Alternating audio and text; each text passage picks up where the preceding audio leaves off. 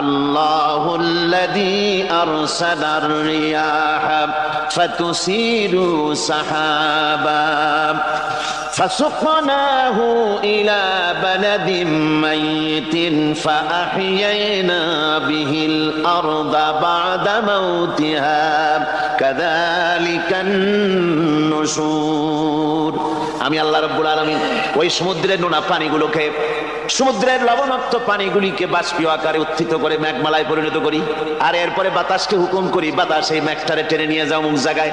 মেঘ চলে এলো, আল্লাহ রাব্বুল আলামিন বলেন মেঘ এবার বিন্দু বিন্দু করে বৃষ্টি বর্ষণ করে দে। আমার হুকুমে ওই পানিগুলি বৃষ্টি হয়ে বিন্দু বিন্দু হয়ে জমিনে পতিত হয়। আল্লাহ বলেন এভাবে করে বৃষ্টির পানি দিয়া মরা জমিনকে জিন্দা করে দিয়া নববধূ গর্ভ ধারণের যেমন প্রস্তুতি নেয়, বৃষ্টির পানি পায়া মরা জমিন তেমন ফসল ধারণের জন্য প্রস্তুতি নিয়ে নেয়। সুবহানাল্লাহ বিহামদিহি।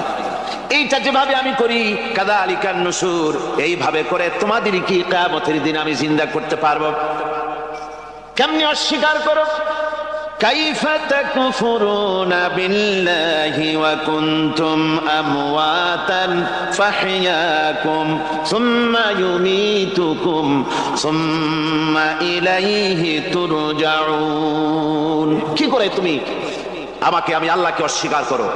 কুনতুম আমওয়াতান, তুমি ছিলে নিষ্প্রাণ, ফাহইয়াকুম, এরপরে আমি তোমাকে জিন্দা করলাম, সুম্মা ইউমীতুকুম, এরপরে তোমাকে আমি মৃত্যু করব, সুম্মা ইউহয়িকুম, এরপরে তোমাদের আবার আমি জিন্দা করব, সুম্মা ইলাইহি তুরজাউন, এরপরে তোমাদের সকলকেই আমার কাছে ফিরে আসতে হবে। দেখেন না, আমরা যখন মানুষকে কবরে রাখি, কবরে রাখা তারপরে উপরে মাটি দিয়ে কি বলেন আপনারা?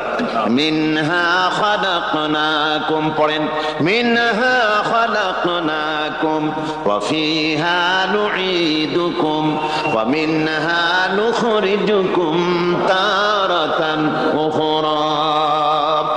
এ বান্দা, এই মাটি দিয়া তোরে তৈরি করা হয়েছিল, এই মাটির ভিতরে রেখে গেলাম, আবার এই মাটি থেকে আল্লাহ রাব্বুল আলামিন তোমারে জিন্দা করবেন।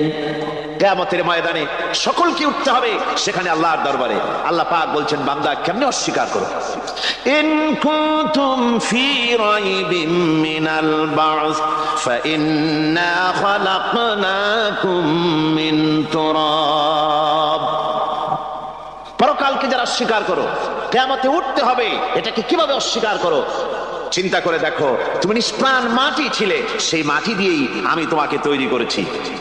আবার আল্লাহ পাক মানুষকে আরো বুঝান, কিয়ামত আছে, পরকাল হবে, আল্লাহর দরবারে উঠতে হবে। আলাম ইয়াকুনু ফাতাম মিন মানিজ্জিয়ুমনা, তুমি কি মাতৃগর্ভে নিক্ষিপ্ত এক ফোঁটা পানি ছিলে না?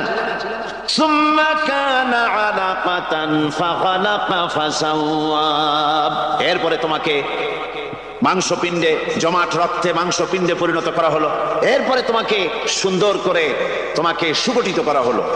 فجعل منه الزوجين الذكر والأنثى, এরপরে মাতৃগর্ভের ভিতরে আমি এটাকে পুরুষ বানালাম, কন্যা সন্তান অথবা পুত্র সন্তানে পরিণত করলাম। এইটা যে পেরেছে, যিনি পেরেছেন, আলাইসা যালিকা বিকাদিরিন আলা আন ইউহইয়াল মাউতা, সে আল্লাহর পক্ষে কি সম্ভব নয় যে তোমার মৃত্যুর পরে তিনি আবার জিন্দা করতে পারবেন? কি বলবেন, কি বলেন, সম্ভব না? তিনি পারবেন না? নিশ্চয়ই তিনি আবার কিয়ামতের মাঠে আমাদেরকে হাজির করতে পারবেন, এতে কোনো সন্দেহ নাই।